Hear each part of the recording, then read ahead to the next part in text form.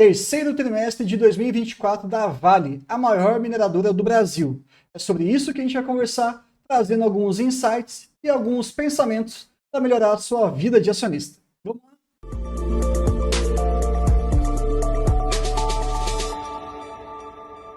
Fala pessoal, tranquilo? Meu nome é Bruno Oliveira, eu sou analista CNPI do Vida de Acionista, o VDA, e hoje a gente vai conversar sobre alguns pontos importantes da teleconferência. E pode ficar muito tranquilo, calma, sem problema nenhum. A gente não vai ficar apenas lendo slides. A gente vai tentar, ao máximo possível, trazer algumas informações adicionais para que você tenha mais autonomia, para que você tenha mais ferramentas nas suas análises enquanto investidor, até porque isso é fundamental. Então, vamos começar lá. Apenas para título de protocolo mesmo com vocês, esse vídeo em específico ele não é recomendação de compra, nem de venda, nem de manutenção. A gente faz alguns relatórios, algumas análises lá no nosso Clube VDA. Se você quiser se inscrever, é só você clicar ali, seja membro, testa ali R$25 por mês. Se não gostar, não tem problema nenhum, você pode cancelar, mas vai ter acesso a tudo que a gente tem lá. Mini cursos, lives semanais e outras coisas mais, como o nosso grupo do Telegram. Mas enfim, aqui é mais caráter educacional. Se você quiser realmente um relatório feito por um analista, caso eu tenha certificação para isso, aí faça parte do nosso grupo. Tudo bem? Então vamos lá. Para revisar, porque muita gente está confundindo ainda, então eu vou ter que repassar aqui com vocês para a gente nunca mais fazer esse tipo de erro. Como é que a Vale ganha dinheiro? Onde que ela atua? Basicamente mineração, até aí beleza. Ferro, níquel basicamente. Temos manganês, ferroligas, cobre, ouro, prata, cobalto e por aí vai. Perfeito. Mas é uma empresa extremamente verticalizada. O que isso significa? Desde o início até o fim da sua cadeia produtiva, ela conseguiu integrar isso debaixo do guarda-chuva da Vale. Então ela tem a parte de logística, por exemplo, com as suas ferrovias, navios, portos, para transportar o seu minério até o seu cliente de maneira segura e eficiente. A gente está falando aqui de redução de custo, que é um diferencial competitivo. Um outro ponto que também chama muita atenção é que eles fazem a própria geração. Eles fazem contínuos investimentos para que eles tenham uma geração própria. Lembrando que o custo com a energia em grandes empresas que são eletrointensivas acaba sendo um grande gargalo, porque você fica exposto ali ao mercado da energia. Se tiver muito caro, vai penalizar o seu lucro. Se tiver muito barato, você vai ser aliviado em relação a isso. Quando você verticaliza e faz a sua própria geração de energia, você tira esse tipo de problema, esse tipo de risco do seu negócio. Locais em que eles atuam: Canadá, China, Indonésia, Reino Unido, Malásia, Omã. Eu duvido que você saiba exatamente onde fica Omã. Eu não sabia, tive que olhar lá no mapa. Japão e também aqui nosso país, Brasil. Além disso, como é que eles pagam os seus acionistas? Tem uma questão aqui um pouquinho diferente. O valor mínimo da remuneração é 130% do EBITDA ajustado, tirando o ciclo ali de investimento corrente. Então entendo que na grande maioria das empresas a gente vai respeitar a lei das SAs com aquela premissa básica dos 25% do lucro líquido ajustado. Na Vale e na Klabin, por exemplo, nós temos essa métrica em função do EBITDA, porque ele reflete mais o seu negócio. Se você quiser entender um pouquinho mais sobre isso, é só deixar aqui no comentário que a gente pode destrinchar esse tipo de assunto, ok? E para fechar, aqui nós temos mais de 70% das ações da Vale estão no mercado, estão sendo livremente negociadas. Quais são os grupos que têm alguma participação minimamente relevante, ou pelo menos 5% do capital? A Previ, que também está no nosso Banco do Brasil, a BlackRock, que é simplesmente uma investidora mundial, global, investe em praticamente tudo que tem por aí, e a Mitsui, para quem não sabe, não está reconhecendo, também tem uma participação relevante lá na nossa Engie Brasil. O restante todo está no mercado, então é uma corporation. Ela não tem dono. Isso pode ser bom, pode ser ruim, depende da sua avaliação. Eu, como analista, não gosto muito disso, mas é isso aí. Lembrando também que o governo tem as suas golden share, com algumas características específicas, mas não vamos entrar tanto aqui a fundo. Avançando mais um pouquinho, vamos lá. Peguei aqui o EBITDA ajustado, lembrando que isso aqui é uma boa métrica numa empresa como a Vale, e na hora que você pega o minério de ferro e os outros metais, que ela está ali trabalhando, nós temos uma exposição de 93% em relação ao minério de ferro e suas variáveis, pinos, pelotas e outros, e apenas 7% com os metais de transição energética. Então, no fundo, está tendo uma diversificação de portfólio, mas ainda o carro-chefe é o minério de ferro. Não confundam isso, por favor. Tá? Agora sim, a gente vai começar a falar sobre o seu balanço e alguns highlights importantes. Alguns destaques aqui.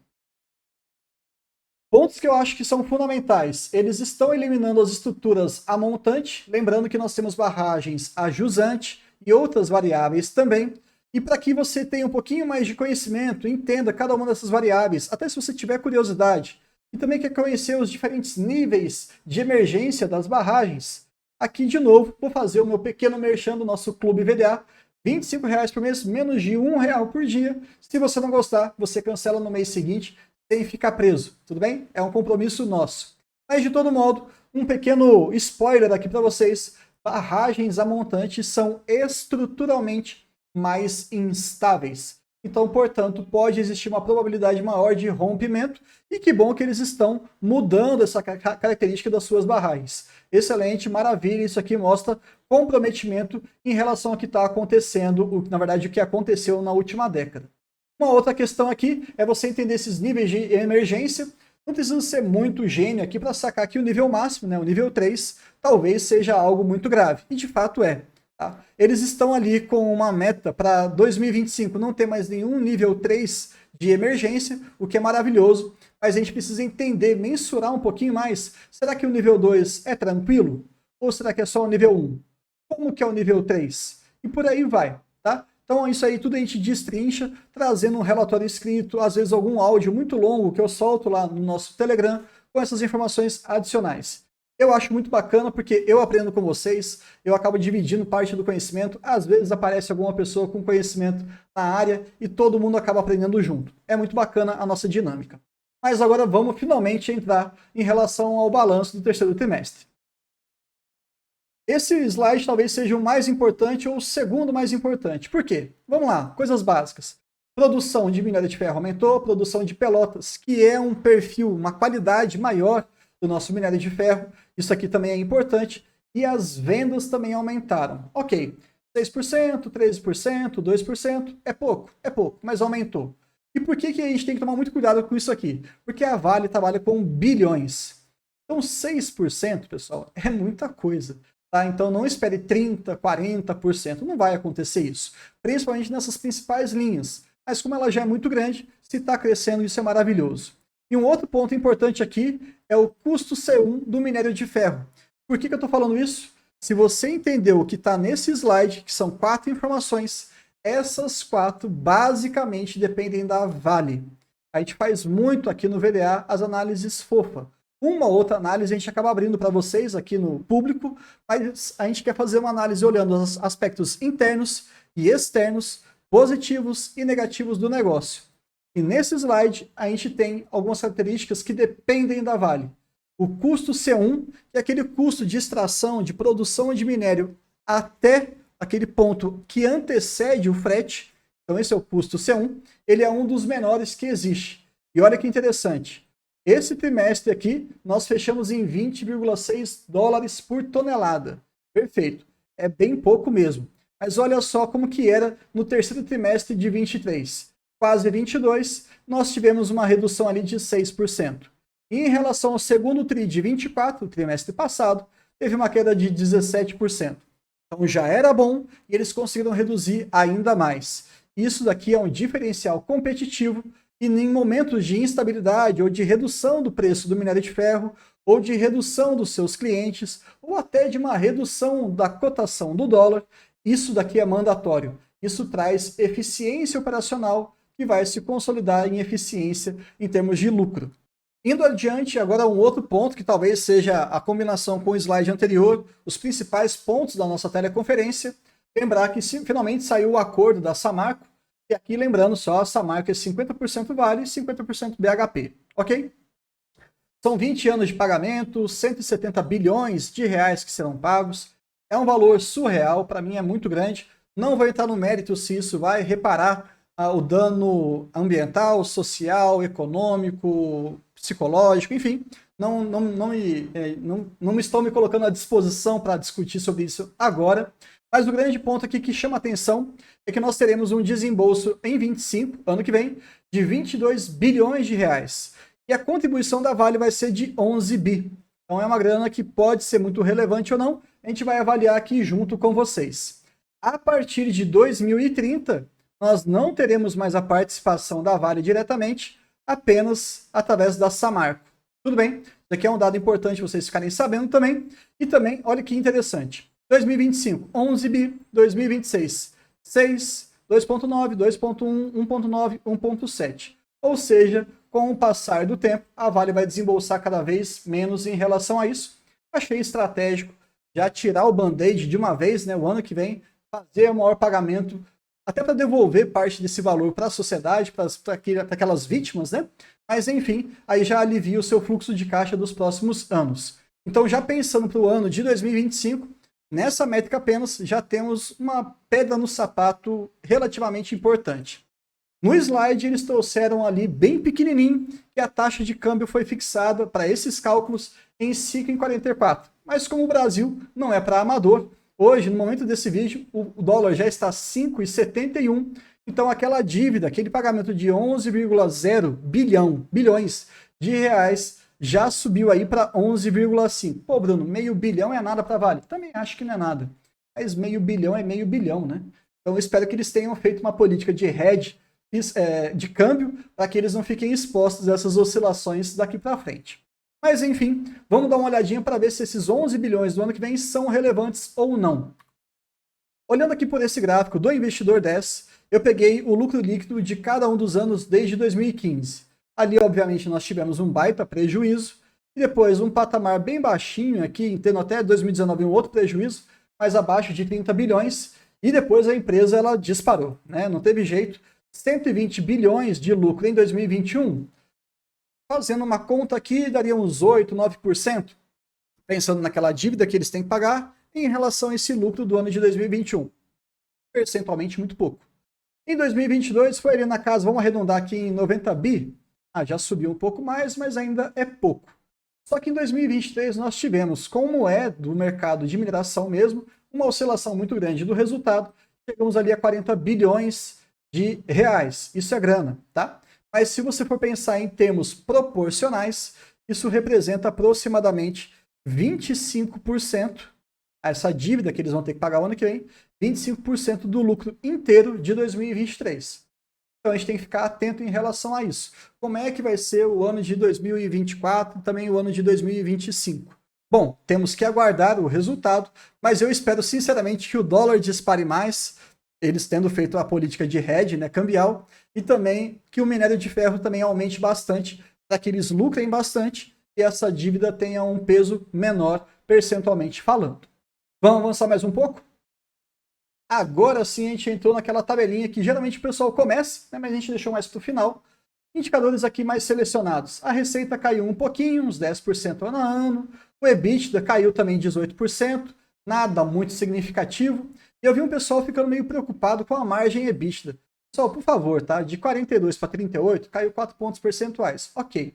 Mas 38, 40, 42 são margens fenomenais. Tá? Então isso aqui é eficiência operacional na veia, tá tudo certinho. O que não pode acontecer é isso continuar caindo. Não espero que vá, tá? Mas se continuar caindo, daí acende um sinal de alerta. Pontualmente aqui, zero estresse mesmo, ok? Fluxo de caixa a gente vai falar um pouquinho mais para frente. E aqui vamos abordar um pouquinho sobre a dívida líquida expandida que aumentou 6%. Bem rápido para resumir, dívida bruta, estou devendo R$10. Tenho R$2 no meu caixa, na minha carteira, ou no meu saldo lá do Nubank. Então, qual que é a minha dívida líquida? 10 menos 2, 8. A dívida líquida expandida é basicamente isso. Tudo que eles têm de dívida bruta, com o conceito aqui de expandida, menos tudo que eles têm de caixa ou equivalentes de caixa. São 16,4 bilhões de reais. Me preocupa? De zero maneira. Por quê? Está dentro ali do intervalo que eles consideram saudável, de 10 a 20 bilhões de dólares. E aqui está em dólar? Está em dólar. Então, aqui são 16 bilhões de dólares, ok? Tem ali a questão que eles fizeram um provisionamento de 1 bi a mais em relação a essas tragédias que aconteceram nos últimos anos. Mas de tudo isso aqui, era só para falar dessa métrica. Lembra que aqui a gente não fica só lendo slide, né? 0,5 de alavancagem financeira, ou seja, de dívida líquida dividido pelo LTM, Last 12 Months, os últimos 12 meses. Então você pega o EBITDA ajustado dos últimos 12 meses e aí você compara com a sua dívida líquida. Em 6 meses eles conseguem pagar tudo. Maravilhoso isso. Agora, isso é excelente? Não, não. Isso aqui é o mínimo necessário. Uma alavancagem baixa, empresas que estão relacionadas ao setor de mineração obrigatoriamente tem que ter uma alavancagem baixa. Por quê? Pelo próprio modelo de negócios. Se você olha para uma transmissora, isso aqui seria completamente ineficiente. Se você olha isso para, talvez, uma geradora, também está totalmente ineficiente. Cada negócio vai ter um patamar de alavancagem mais adequado. Então, para com essa sua regrinha de bolso. Ah, não, porque uma alavancagem abaixo de 2 é bom, acima de 2 não é bom. Então, quer dizer que para você, Klabin nunca vai estar interessante, né? Mas você sabe que pela política dele de endividamento, ficar em 2 é pavoroso, é horroroso mesmo. O normal é por volta de 3. E aí, vai ser ruim? Uma empresa com 125 anos falando que precisa ter uma alavancagem de 3? Não. Né?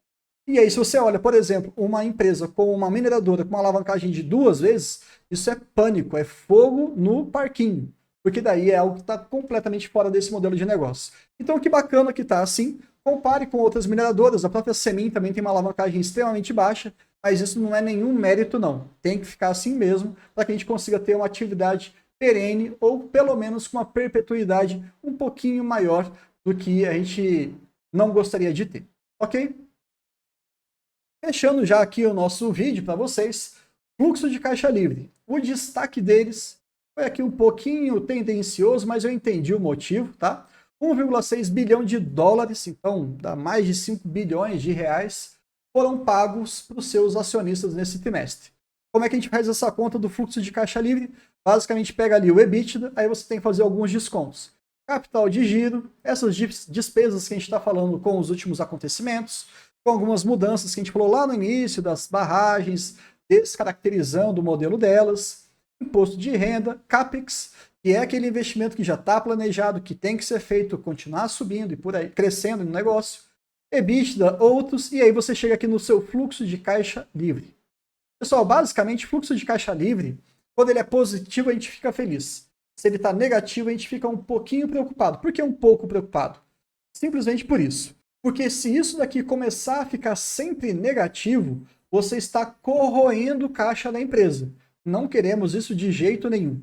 Aqui ficou bem pequenininho, né? 179 milhões de dólares. Pensando numa Vale, isso é irrisório, a gente não espera isso.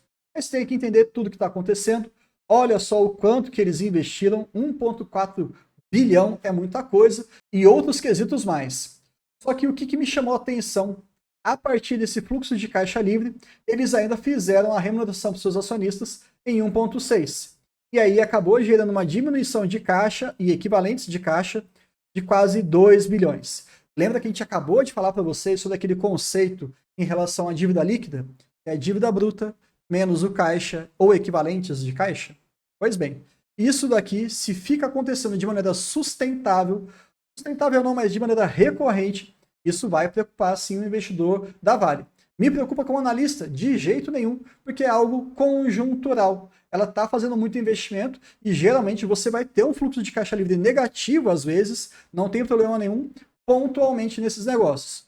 Considerando, é claro, que isso tem um início, meio e fim, e daqui para frente, não sabemos, daí tem que olhar direitinho qual que vai ser o ciclo deles de investimento, mas finalizado, aí a gente precisa ter essa curva ascendente para começar a ter o retorno desse investimento.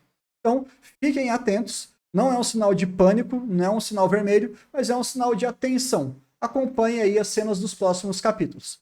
Eu, como investidor, não sou da Vale, mas eu ficaria um pouco incomodado de saber que a distribuição que está lá feita na sua política, tudo bonitinha, tudo votada, corretinha, ela está prejudicando o caixa. Não gostaria disso. Gostaria que a gente tivesse esse valor positivo, ainda que pequeno, nessa linha aqui. Aí ficaria tranquilo. Mas vamos acompanhar os próximos trimestres para entender direitinho como é que isso vai se comportar. Enfim, pessoal, se vocês estão gostando desse tipo de conteúdo, se inscreve no canal, Faça parte do nosso clube. Nessa época de temporada de balanços, é conteúdo para dar e vender. Tem muita coisa. A gente faz votação, a gente faz live, a gente faz relatório escrito, relatório em áudio, relatório em vídeo também específico. Dependendo do que vocês quiserem, a gente pode até comentar nas lives também. Mas é isso. Se você tiver interesse, você será muito bem-vindo e até o próximo vídeo.